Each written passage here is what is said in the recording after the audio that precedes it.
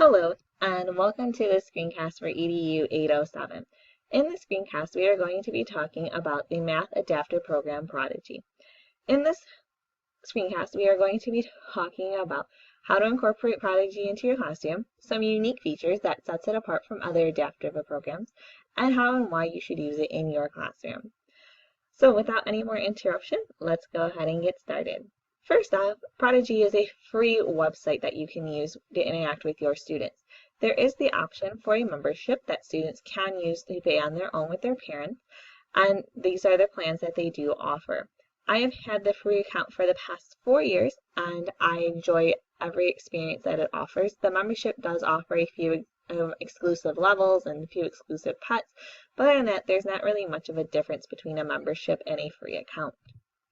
When you sign up for a membership, you can go ahead and pick the teacher one and fill in your name and your information. If the parents are interested in joining your class, they can go ahead and fill out the same one, and same with the students can sign up on their own by using your class account, which when we log in here in a second, you can see the class code that my students can use.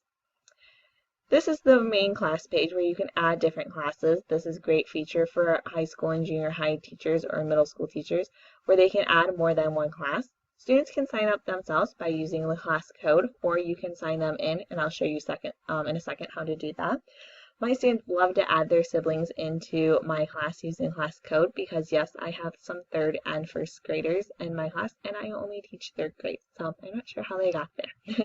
When you sign on, this is your main dashboard. Here you can go to the students, and this is where you can go ahead and add your students to your roster yourself. But yet again, the class code is always there for you to put up on the screen for them to add them themselves. You can also print out parent letters, and the parents can go ahead and get connected, or you can connect them yourself as well. On the dashboard has some pretty unique features that set this apart from other adaptive math programs. The planner is what we'll be focusing most of our PD today on. We also have for the students the questions answered. I like this feature because I can go to the field report and I can see how often my students sign on at home during the week. I can select if I'm looking for a certain student, or if I want to go back, I can look at a certain week. I can see how many questions they're answering, and I can see how many they're answering at home and at school. And then it also tells me about what questions they're answering and all that fun stuff, who answered what and how many. So that's another unique feature that Prodigy offers that many other adaptive math programs don't offer. Talks about the free membership, how you can earn 1 different competitions. Here we have the leadership board, which yes, your students also see this on their main screen. And yes, they try to get together to try to take down the leader. We can look at the skills that they struggle with during the week. Yet again, you can click on here to view a full report, and then you can go back and it tells you what it was for the week. And then yet again, just simply opening who it is, where they were, and what is going on in that situation as well. You can also have the graph telling you where your students are, who they are, what grade level, and then also the active assessment. The one unique feature that I would like to spend all our time on today is talking about the planner. So what I like about the planner is that I have the ability to go ahead and create unique assignments for my students to engage them with the curriculum. I also like to use it because I think of the triple E framework, where my students can go ahead and be engaged with the curriculum because I can show them questions that are coming up for our curriculum during the year before I teach it. I can extend their knowledge because it gives them questions that are just basically outside of the classroom, outside of the old boring textbook. And I can enhance our curriculum because I'm building those basic blocks that my students are going to need to understand what to do for the lesson.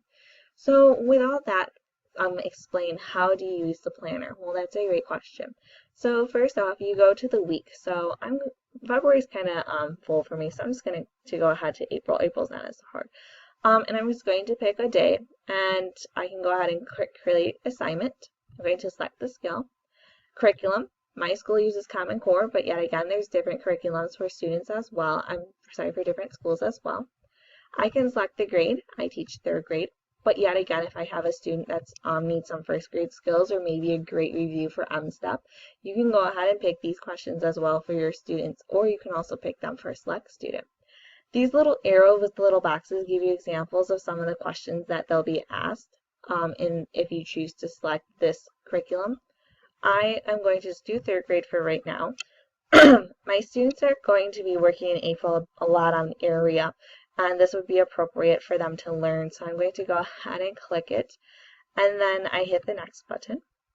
Then I can click my students. Since I want to give them like a pre-test, so that way I can show maybe Title I support or parents, or maybe how I'm going to design my lessons, I can go ahead and give them a 20 question, or if I want it longer, I can do that. I like to do 5 questions during the week sometimes, so that way I can give them a progress monitoring to see how they're doing.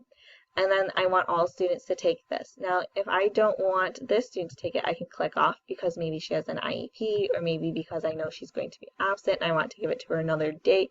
I like that I can customize it for that student and their individual needs. That's a unique feature that many other adaptive math programs do not give you. So I can go ahead and click next, and then they ask when do I want this to start, so I can click here, and maybe I'm just going to do it for a week. So I'm just going to click create. And then now I have it on here. You can select more than just one thing for them to practice. When they go into battle, their little opponents will be asking them questions based on these 2 curriculum that we will be learning about, subjects that we'll be learning about. If we go back here to February, as you can see, some of my students have already taken some of the things. So let me go back to the beginning. So they're not as purple. And you can click on here to view the report. And I like this because this tells me who has already taken it, who has not, how far they have gone. And then also it breaks it down by question, which I find this is unique as well. It shows me what they were actually answering, what their screen looked like, who did it, how they got it, what did they pick, and then they went incorrect, what did they do, and then the students that did not click it. And the students that maybe that did not answer the question, maybe they were at a special, maybe they didn't have enough time, maybe they were in a current battle, so it didn't knock them out of their battle.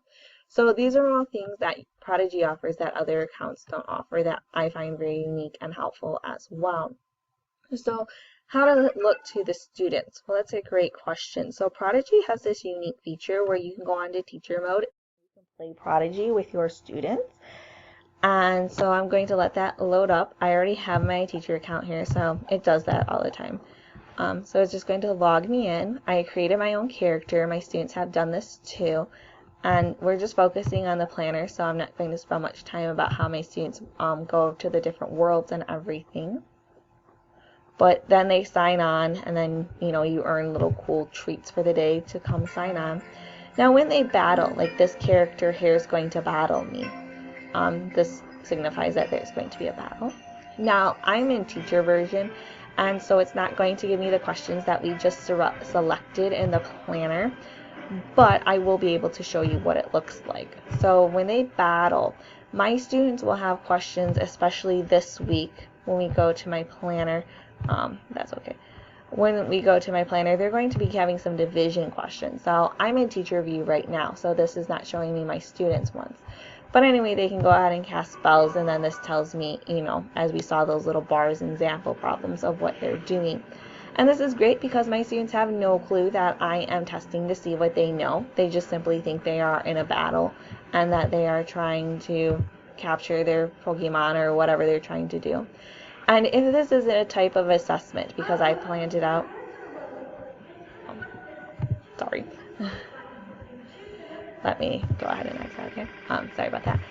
But anyway, and when they're in an assessment one, like as if, let me go back to my planner, as if they are in the determining the numbers, and this one I went and I made it, I believe this one's the longer one that I made. No, this was my progress money.